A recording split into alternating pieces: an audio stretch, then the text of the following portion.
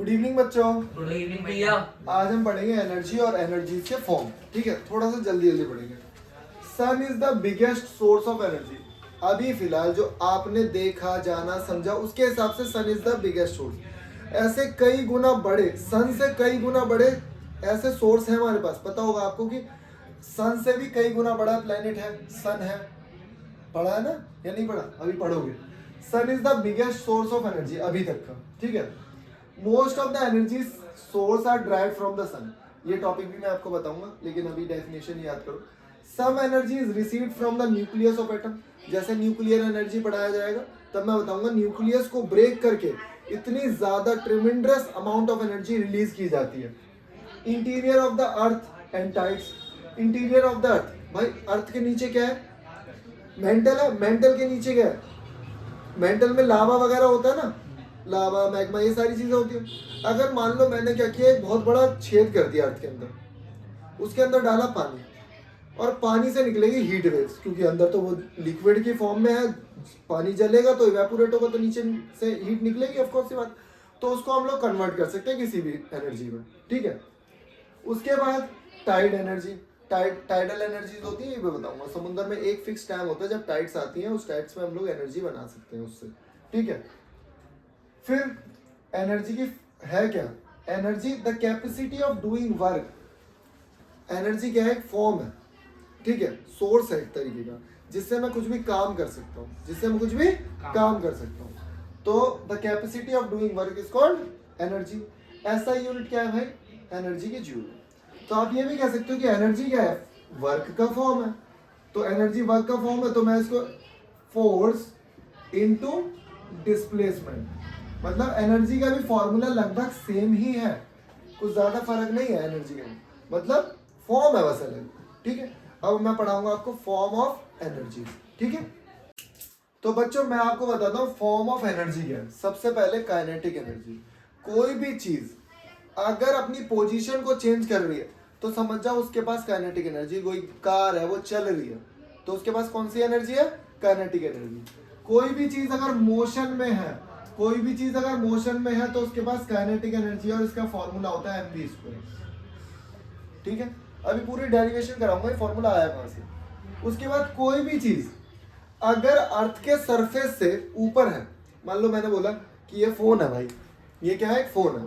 Phone के पास कोई energy है अभी? आप बोलोगे नहीं, लेकिन फोन के पास एनर्जी। आप नीचे अपना मुंह रखो, मैं ऐसे फोन को छोड़ रहा हूं मैं, ठीक है, तो आपको मुंह में चोट लग जाएगी। तो इसके पास एनर्जी थी। कोई कांच की प्लेट रखी है, कोई कांच का सामान रखा है, अगर मैं इसको ऐसे छोड़ दूंगा तो ये वो प्लेट टूट सकती है। ठीक है, तो उसके पास क्या एनर्जी थी? Potential energy. तो कोई भी चीज अगर किसी भी चीज के पास हाइट है, ओके, तो उसके पास कौन सी एनर्जी है? Potential energy. उसका फॉर्मूला है mgh। उसका फॉर्मूला क्या है? mgh। एक छोटी सी चीज याद और रखोगे कि जी वर्च्यू में कब आता है, जी अपना अस्तित्व कब दिखाता है? जब भी इस वाली डिस्टेंस की बात होगी ना, तो जी एक्शन में आ जाएगा। जब भी मोशन में इस तरीके से हो रहा है, हॉरिजॉन्टली हो रहा है, तब जी नहीं आएगा, क्योंकि दोनों जगह जी सेम है, और इसमें जी अपना वर्चस्व दिखाता है। उसके बाद भाई हीट एनर्जी। आपको पता है हीट एनर्जी से पहले जो रेलवे के इंजन होते थे, उसमें क्या होता था? वो गदर मूवी देखी होगी, वो कोयला जल रहा है, कोयले से क्या हो रहा है? हीट प्रोड्यूस हो रही है। उस हीट से क्या हो रहा है? स्टीम। हाँ, पानी गर्म हो रहा है, पानी से स्टीम बन रही है, और स्टीम पिस्टन को मूव कर रही है। ठीक है, तो हीट इंजन समझ गया। केमिकल इंजन अभी पढ़ोगे धीरे धीरे। केमिकल इंजन क्या हो? Chemical energy. केमिकल एनर्जी क्या है? दो केमिकल्स को मिलाएंगे और विस्फोट होगा। ठीक है, या फिर अगर उसको जैसे पोटाश, वो बम फोड़ने वाला तुम्हारा, ठीक है, वो केमिकल ही तो है। ठीक है, या फिर एक और रिएक्शन बता देता हूँ, वैसे तो रिएक्शन अभी पढ़ोगे 10th में, ये है। या फिर आपके पास ये है हमारा क्विक लैम। इसे क्या कहते हैं? Quicklime. जैसे ही आपने इसमें पानी मिलाया तो ये बना स्लेग्ड लैम। ये क्या बना? स्लेग्ड लैम, बुझा हुआ चूना। और पता इसमें इतनी ज्यादा हीट एनर्जी प्रोड्यूस होती है कि हमेशा लोहे की बाल्टी में करा जाता है। लोहे की बाल्टी में कुछ नहीं करना, मुझे ये चूना डालना है, पाउडर डालना है। जैसे ही मैं पानी डालूंगा बुलबुले उठने लगेंगे बहुत ज्यादा, व्हाइट कलर का, और उसे लकड़ी के उससे हिलाएंगे, क्योंकि अगर लोहे से हिलाऊंगा तो लोहा भी गर्म हो जाएगा, सरिया वरिया आएगा। तो समझे? फिर उसके बाद इलेक्ट्रिकल एनर्जी, आपको पता ही है इलेक्ट्रिकल एनर्जी क्या होती है, इलेक्ट्रॉन का फ्लो होगा तो उसमें एक एनर्जी क्रिएट होती है, that is called electrical energy, जिससे पंखा चल रहा है, ये सारी चीजें चलती हैं। Energy can neither be created nor be destroyed, ये क्या है, कंजर्वेशन ऑफ एनर्जी। क्या है ये, conservation of energy. Electrical energy थी, उसने किस में कन्वर्ट किया, मैकेनिकल एनर्जी में, पंखा घूमने लगा, समझे, rotational energy. Sound energy, sound में चैप्टर में आपको मैंने बताया कि एक गिलास है, यहाँ से मैंने चिल्लाया, गिलास फूट गया, तो साउंड के पास एनर्जी थी ना, जब ही तो फूटा। अब डीजे के सामने खड़े हो जाओ तो आपकी बॉडी हिलने लगती है और आप ज्यादा थक जाओगे। आप, एक लड़का है नॉर्मल खड़ा, एक लड़का डीजे के सामने खड़ा हुआ, उसकी बॉडी भी वाइब्रेट कर रही है, ठीक है, तो वो हिल रहा है तो जल्दी थकेगा। ऐसी जैसे हम बस में होते हैं तो बस में हम जल्दी थक जाते हैं, क्यों, बस में हम हिल रहे हैं, अपना बैलेंस बना रहे हैं, ठीक है, हमें लगता है कि हम नहीं थक रहे, लेकिन बैठ बोलेगा ना कोई कि भाई बैठ के ही तो आया, भाई बैठे बैठे भी थक जाते हैं। लाइट एनर्जी बताई दिया मैंने आपको, ठीक है। लाइट एनर्जी भाई, अब जो फोटोलिटिक सेल्स होते हैं, जो फोटो सेंसर्स वाले सेल्स हैं जो छत पे लगे होते हैं, ठीक है, उन पे लाइट पड़ती है, वो फोटोलिटिक सेल्स हैं, वो वाइब्रेट होते हैं और वो हीट एनर्जी को किस में कन्वर्ट करते हैं, फोटोलिटिक एनर्जी, और वो इलेक्ट्रिकल एनर्जी में कन्वर्ट करती है। इलेक्ट्रिकल एनर्जी फिर बैटरी में अलग से स्टोर करनी पड़ती है। जब ये सोलर वाला पैनल आता था, नया नया चलन में आया था, तो मैंने क्या किया, मैंने देखा भाई मैं भी खरीद लेता हूँ, एक ट्यूबलाइट तो जलेगी उससे और वो जिंदगी भर के लिए जलेगी। मैंने 20,000 रुपये इकट्ठे किए, मैं पहुंच गया चांदनी चौक लेने के लिए। मैं कह रहा भाई साहब 20,000 रुपये का मैं दोबारा इकट्ठे किए थे, तो मैं 20,000 रुपये लेके पहुंच गया वहाँ।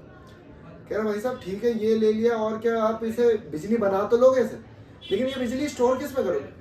मैंने कहा हाँ यार ये तो मैंने सोचा ही नहीं। कह रहा भाई साहब 20,000 रुपये की बैटरी अलग से है इसकी, तो 20,000 रुपये की बैटरी अलग से है। फिर मैं घर आ गया क्योंकि पैसे 20,000 थे, तो बैटरी में स्टोर करूंगा तभी तो। इसीलिए जो ये ओला वगैरह इलेक्ट्रिक स्कूटीज है ना, इनकी बैटरी भी कम से कम 50,000 रुपए की बैटरी है भाई, बैटरी का प्राइस है आधा, समझे। तो मैंने आपको बता दिया लाइट एनर्जी।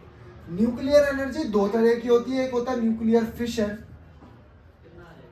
और एक होता है न्यूक्लियर फ्यूजन। फिशन का मतलब होता है ब्रेक, फिशन का मतलब होता है ब्रेक। अब ब्रेक क्या है, यूरेनियम का एटम है, यूरेनियम बहुत ही रेडियो एक्टिव है, धमाकेदार चीज है। परमाणु मूवी देखी होगी तो शायद उसमें देखो, तो यूरेनियम को क्या किया, अल्फा पार्टिकल और बहुत सारे ऐसे इलेक्ट्रॉन गन पार्टिकल्स के गैल्वेनोमीटर, बहुत सारे ऐसी गैल्वेनोमीटर क्या एक ऐसा होता है सेटअप पूरा, उसका नाम याद नहीं आ रहा मुझे, पता नहीं क्या नाम है, वेंडीग्राफ जनरेटर ऐसा कुछ था, ठीक है, 12th में पढ़ाया गया था। तो उसमें क्या होता है, फिशन होता है, उसमें क्या होता है, वो ब्रेक होता है।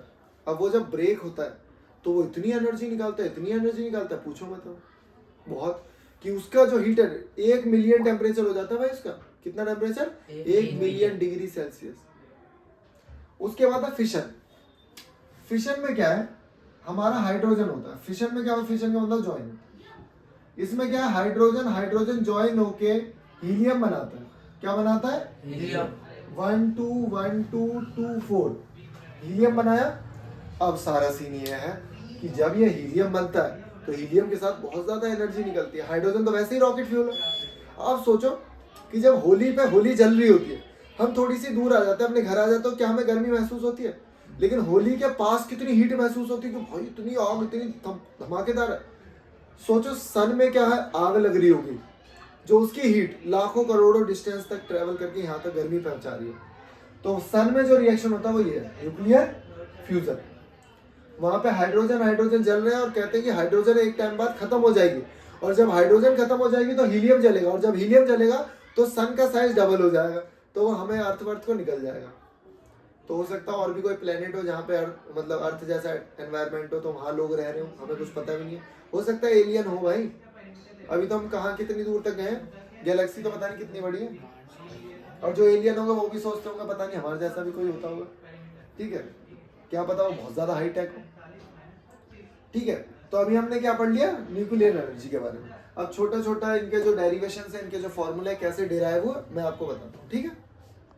तो देखो मैं आपको बताता हूँ मैकेनिकल एनर्जी क्या होता है। जैसे कि मैंने आपको बता भी चुका हूँ कि जो भी चीज मोशन में है, समझ जाओ उसके पास मैकेनिकल एनर्जी है मोशन में, या फिर आप कह सकते हो कोई भी चीज अपनी पोजीशन को चेंज करती है। मैंने बाल्टी ली, पानी भरा था, उसको मैंने छत पे पहुंचा दिया, ठीक है, तो मैंने क्या किया, मैकेनिकल वर्क किया, मैंने मैकेनिकल एनर्जी यूज की है।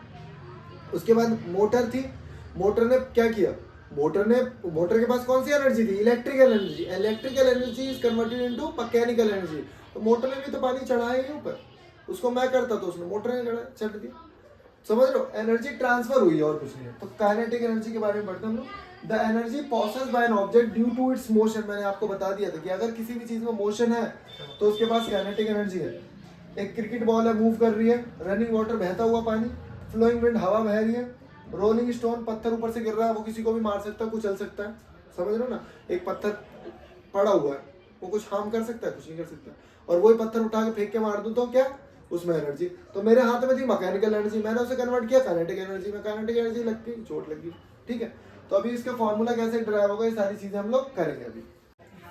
तो बच्चों हमने कहाँ तक पढ़ लिया था, हमने काइनेटिक एनर्जी के बारे में पढ़ लिया था। अब मैं आपको बताने जा रहा हूँ what is the formula of kinetic energy. ठीक है, energy is a form of the work. तो वर्क का फॉर्मूला होता है हमारे पास force into displacement. Force into displacement, अगर दोनों को मल्टीप्लाई कर दिया जाएगा तो आ जाएगा। फिर फोर्स का भी हमने फॉर्मूला पढ़ा, m इंटू ए इंटू डिस्प्लेसमेंट। ओके, तो मैंने देखा यार यहाँ पे एक मॉडिफिकेशन की जाएगी। क्या की जाएगी, मॉडिफिकेशन। तो एक काइनेटिक एनर्जी लिखो। हमने बचपन में एक फॉर्मूला पढ़ा था, 2as is equal to v square minus u square. तो बताओ मैं एक ही जगह क्या ऐसे लिख सकता हूं, 2s, और डिस्प्लेसमेंट तो भाई ऐसी ही होती है। तो मैंने क्या किया, एक ही जगह फॉर्मूला लिखा अपॉन 2s इंटू एस। क्या एस से एस कट रहे, एस से एस को आप कट कर दो, देखो फॉर्मूला बन जाएगा 1/2 m v square minus u। अगर आप इसे भी मल्टीप्लाई करते हो तो ये आ जाएगा m v square minus m u square. अगर कोई भी चीज इनिशियली रेस्ट पे है, कोई भी चीज रुकी हुई है, तो भाई ये हो जाएगा 0। तो फाइनली क्या हो गया, के का फॉर्मूला हमें याद रखना होता है, हाफ एम वी स्क्वायर। अगर चेंज इन के ही पूछेगा तो दोनों लगाने पड़ेंगे।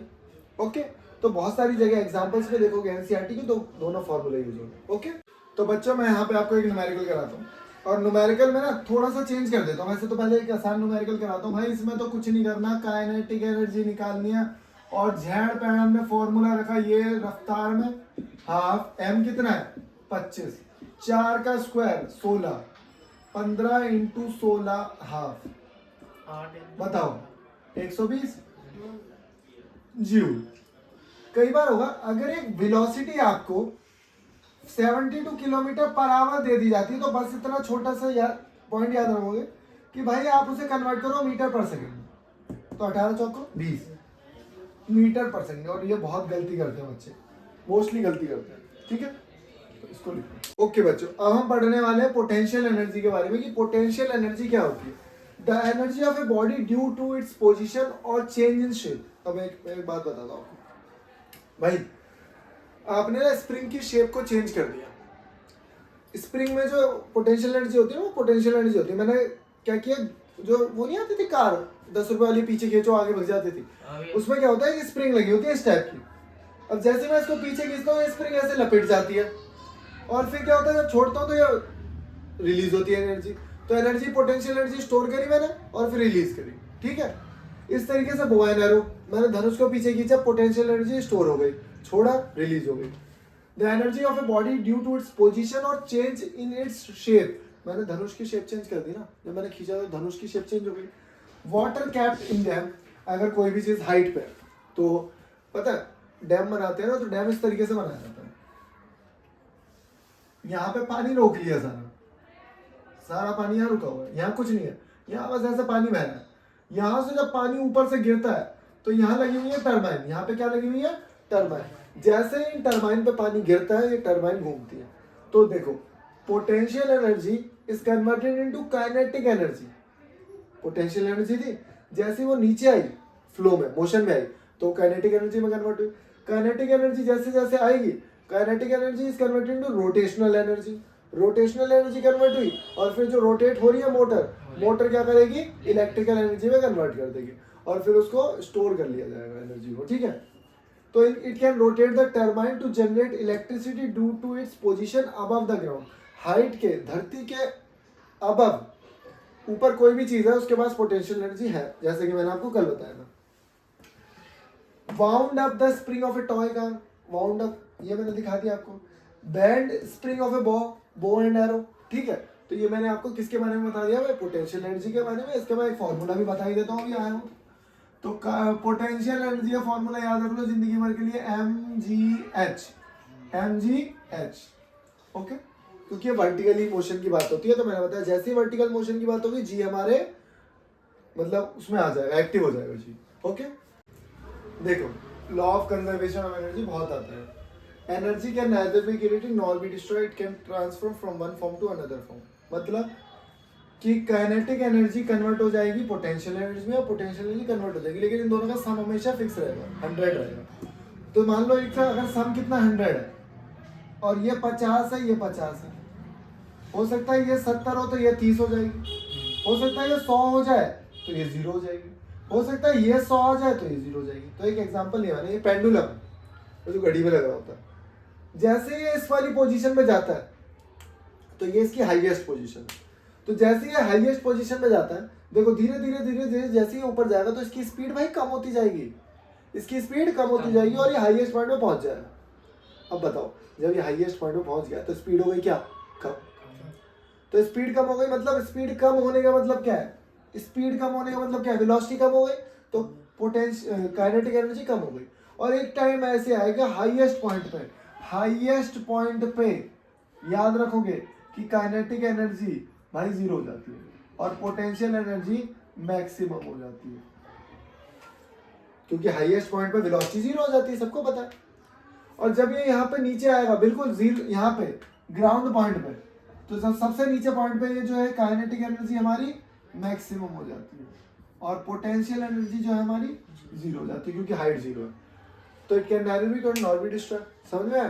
तो बस ये चेंज हो रही है एक फॉर्म से दूसरी फॉर्म में। कई बार ऐसा आ जाता है चिड़िया उड़ रही है हवा में, तो उसके पास कौन सी एनर्जी है भाई, दोनों एनर्जी है, उड़ भी रही है मोशन में भी है, तो वेलोसिटी है तो काइनेटिक एनर्जी है, और वो हाइट पे भी है तो उसके पास पोटेंशियल एनर्जी भी है। Got my point? ये तो इस तरीके से हम लोगों को लॉ ऑफ कंजर्वेशन समझ में आ गया, ओके। तो अब हमें क्या पढ़ना है, पावर के बारे में पढ़ना है, rate of doing work. Rate जहां भी आ जाए वहां पे हमेशा हम लोग पर से याद कर देते हैं, पर से डिवाइड करना। ये पर क्या है, ये वाले पर नहीं, पर मतलब एक के लिए चाहिए मुझे, मतलब per unit time, per unit KG. Rate का मतलब आपने मुझे आलू का क्या रेट चल रहा है तो वो क्या बताएगा कि 10 रुपए किलो, 1 किलो का बता रहा है ना। तो कभी भी किसी भी चीज का रेट पूछोगे तो वो एक सामान का बताएगा, ऐसा नहीं बोलेगा मैं 20 रुपए के 10 किलो दे रहा हूँ, 1 किलो का बता देगा रेट। रेट मतलब जो भी 1 सेकंड में एनर्जी डिलीवर की जाएगी।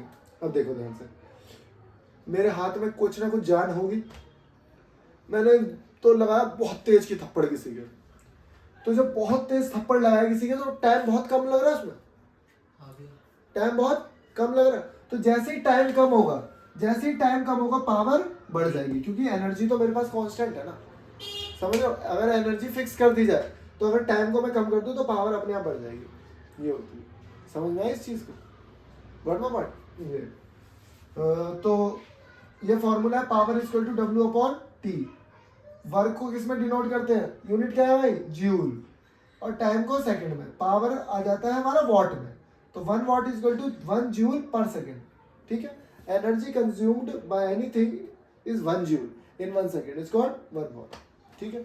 अब मैं आपको बताता हूँ कमर्शियल यूनिट क्या होती है, ठीक है। तो पावर ऑफ इलेक्ट्रिकल गैजेट, जो आप सुनते हो ना 1 यूनिट बिल आया, 2 यूनिट बिल आया, वो 1 यूनिट होता क्या। कमर्शियल यूनिट क्या होती है, 1 यूनिट होता है 1 किलो वॉट आवर, इसे कहते हैं, ठीक है। कई बार क्वेश्चन आता है भाई, क्वेश्चन ये कि मेरे पास ना 200 वॉट का एक बल्ब है, 200 वॉट के कितना बल्ब है, एक बल्ब है। ऐसे बल्ब मेरे पास 5 बल्ब है भाई, कितने बल्ब है, 5 बल्ब है। एक दिन में मैं 6 घंटे चलाता हूं उन बल्ब को, जून के महीने में चला रहा हूँ, जून के मंथ में चला रहा हूँ, क्योंकि मुझे 1 महीने का बिल निकालना है, और 1 यूनिट के मैं दे रहा हूँ 6 रुपये। तो बताओ मेरा बिल कितना आएगा, तो देखते हैं, निकालते हैं। तो मैंने बताया पहले तो आप 1 यूनिट निकाल लो। 1 यूनिट कैसे, तो 1 यूनिट होता है किलो वॉट आवर। तो किलो वॉट भाई 200 वॉट का एक बल्ब है, तो 5 से मल्टीप्लाई करूंगा तो 5 का हो गया। 1000 लेकिन ये तो वॉट में आया आंसर, मुझे किस में चाहिए, किलो वॉट में। तो आप किससे डिवाइड करोगे, 1000 से। 1000 से आप डिवाइड करोगे। अच्छा यहाँ पे आवर्स भी लिखा है, तो भाई कितने घंटे चला रहा हूँ, 6। लेकिन एक दिन में 30 दिन का महीना होता है, तो मल्टीप्लाई करूंगा 30 दिन, तो ये आ जाएगा कितनी यूनिट्स है। ठीक है, तो हमने क्या किया भाई, ये तो 1000 हो गया, 1000 से 1000 कट गया, 180 तो यूनिट आ गई मेरी। 180 कितनी आ गई, यूनिट आ गई। अब 6 रुपए लग रहे हैं, 6 रुपए लग रहे हैं, 18 3 54, 54 का डबल 180 रुपए हो गए हमारे, इतने रुपए का बिल आया। ऐसा बहुत सारे क्वेश्चन आपको देखने को मिलेंगे। ठीक है, कमर्शियल यूनिट में याद रखोगे बेटा 1 किलोवाट आवर कमर्शियल यूनिट। एक क्वेश्चन आ जाता है, मैं बता देता हूँ आपको, इसको मैं मिटा रहा हूँ, क्वेश्चन तो तारील हो गया। क्वेश्चन आता है कि बताओ 1 किलोवाट आवर में कितने जूल होते हैं। ये क्वेश्चन बहुत फेवरेट है, इसको रट लेना, हमेशा के लिए याद कर लो। भाई किलो का मतलब क्या होता है, 1000। 1 घंटे में 60 मिनट होते हैं और 60 मिनट में 60 सेकंड होते हैं। वैल्यूज को मल्टीप्लाई किया, कितने जीरो आएंगे भाई, 5 जीरो आ रहे हैं, है ना। तो मैंने देखा 3.6 इंटू 10 की पावर 6 जूल, किसमें, 1 किलो वॉट आवर। ये वैल्यू हमेशा के लिए याद रख लो कि 3.6 इंटू 10 की पावर 6 जूल। ठीक है, तो ऑप्शन में आएगा। कई बार ना ऐसा भी होता है। अच्छा ये पॉइंट में क्यों लिखा मैंने इस तरीके से, मैं 10 की पावर 5 भी लिख सकता था, 36। ये स्टैंडर्ड यूनिट होती है, स्टैंडर्डाइजेशन कहते हैं इसे, आगे पढ़ोगे कि पॉइंट से पहले सिर्फ एक ही डिजिट होता है, वो मैं आपको आगे पढ़ाऊंगा। ठीक है, तो आज के लिए इतना ही।